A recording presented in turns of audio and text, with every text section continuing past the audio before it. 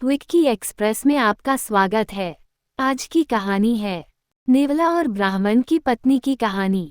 बरसों पुरानी बात है। एक गांव में देवदत्त नाम का ब्राह्मण अपनी पत्नी देवकन्या के साथ रहता था। उन दोनों की कोई संतान नहीं थी।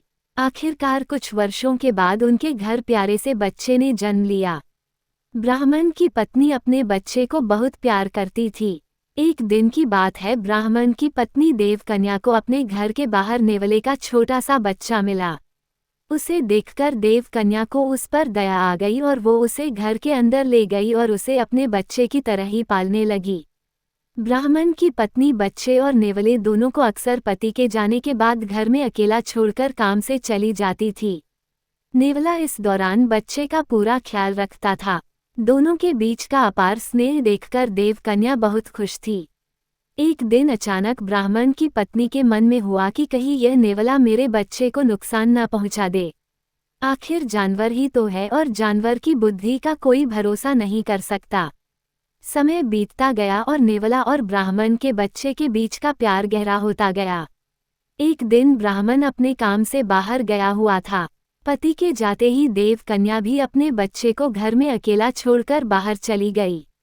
इसी बीच उनके घर में एक सांप घुस आया। इधर ब्राह्मण देवदत्त का बच्चा आराम से सो रहा था, उधर सांप तेजी से उस बच्चे की ओर बढ़ने लगा। पास में ही नेवला भी था। जैसे ही नेवले ने सांप को देखा तो वो सतर्क हो गया। नेवला तेजी से सांप की ओर लपका और दोनों के बीच काफी देर तक लड़ाई हुई। आखिर में नेवले ने सांप को मारकर बच्चे की जान बचा ली। सांप को मारने के बाद नेवला आराम से घर के आंगन में बैठ गया। इसी बीच देवकन्या घर लौट आई। जैसे ही उसने नेवले के मुंह को देखा तो वह डर गई।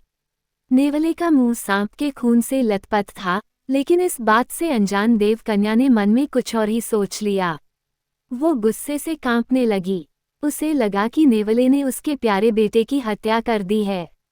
यही सोचते सोचते ब्राह्मण की पत्नी ने एक लाठी उठाई और उस नेवले को पीट पीट कर मार डाला। नेवले को जान से मारने के बाद ब्राह्मणी अपने बच्चे को देखने के लिए घर के अंदर तेजी से भागी। वहां बच्चा हंसते हुए खिलौनों के साथ खेल रहा था। इसी दौरान उसकी नज़र पास में मरे पड़े सांप पर गई। सांप को देखते ही देवकन्या को बहुत पछतावा हुआ। वो भी नेवले से बहुत प्यार करती थी, लेकिन गुस्से और अपने बच्चे के मोह में उसने बिना कुछ सोचे समझे नेवले को मार दिया था।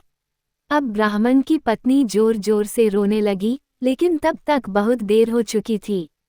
उसी समय ब्राह्मण भी घर लौट आया। वो पत्नी की रोने की आवाज़ सुनकर दौड़ता हुआ घर के अंदर गया। उसने पूछा, देवकन्या तुम क्यों रो रही हो, ऐसा क्या हो गया?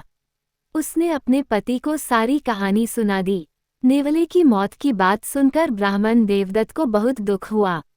दुखी मन से ब्राह्मण ने कहा, तुम्हें बच्चे को घर में अकेले छोड़कर जाने और अविश्वास का दंड मिला है। कहानी से सीख, बिना सोचे समझे गुस्से में आकर कोई काम नहीं करना चाहिए। साथ ही विश्वास की डोर को कभी शक की वजह से टूटने नहीं देना चाहिए। सुनने के लिए धन्यवाद। मेरा चैनल सब्सक्राइब करें, लाइक और शेयर भी करें। धन्यवाद।